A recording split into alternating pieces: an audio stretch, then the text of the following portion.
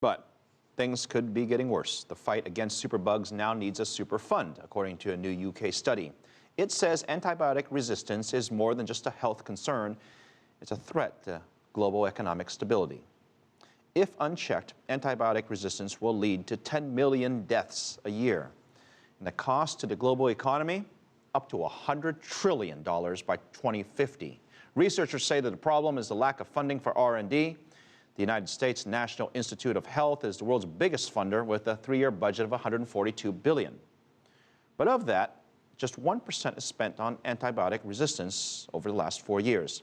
The study doesn't say how much money the Innovation Fund needs, but it does call on major philanthropists and governments to invest more and more into R&D. Now, I spoke to the economist who authored that study, Jim O'Neill. His name is familiar because he's the former chairman of the Goldman Sachs asset management company and also the analyst who developed and coined the BRICS. I started by asking him about his thoughts on the strategy to fight antibiotic resistance.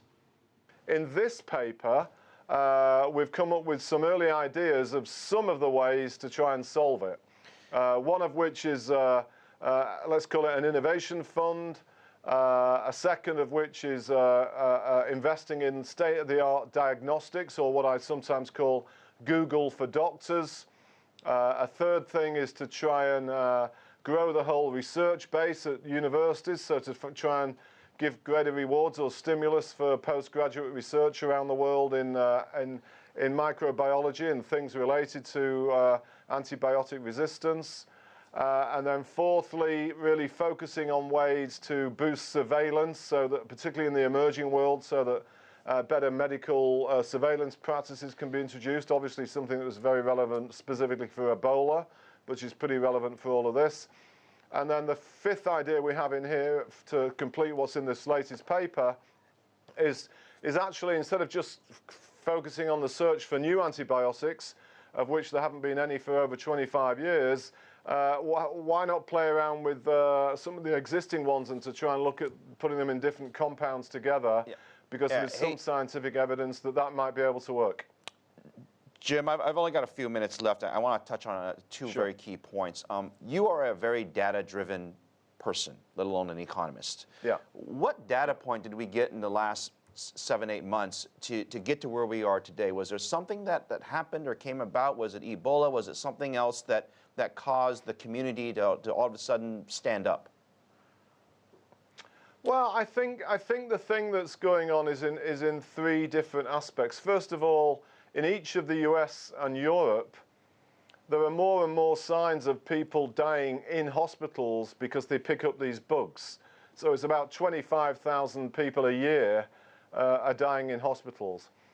The second thing is, I do think the Ebola thing was the first visible sign to the world as a whole in modern technology and the ease at which we all see everything of how bad some of these infectious diseases can be.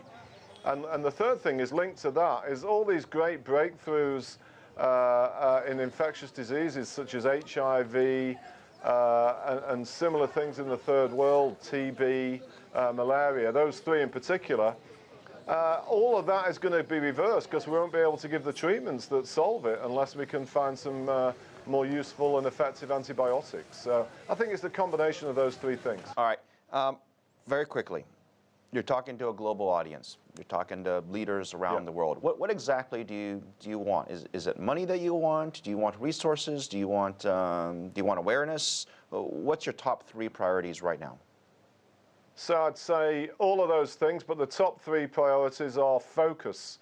Very importantly for your audience, China is going to host the G20 next year. Here is a topic that affects everybody, irrelevant of their political beliefs, irrelevant of their societies, irrelevant of whether you're black or white or Sunni or Shiite. And so that it should be easy to have on the UN agenda. And one of my great aims, I'm going to go to China in March, is try and persuade my friends in policy that here's a big topic for China to lead the world on. And rather than, as in things like climate change, it's the world saying, you've got to do this to help us. Here's something that China can really take global leadership on and help us solve this very worrying threat to people all over the world. So some would say, why do we have to take action right now in particular? What if we don't do anything? What happens? Well, if we don't do anything, as the research we published just before the end of 2014 showed, there's going to be 10 million people a year dying. And I think that's 35 years from now. Between now and then, as more and more people die, you could have the kind of brief panics you saw in some places about Ebola that were very distant from Ebola, including the United States. That would be like a garden party, and you could have complete interruptions to world trade because people won't want to go anywhere near parts of the world where there's a chance of picking up some kind of infection because they've lost all their resistance. So, and translating that into numbers, because I'm a numbers guy, as you said, as we show with, in this paper with an innovation fund, you probably only need about $1 to $2 billion.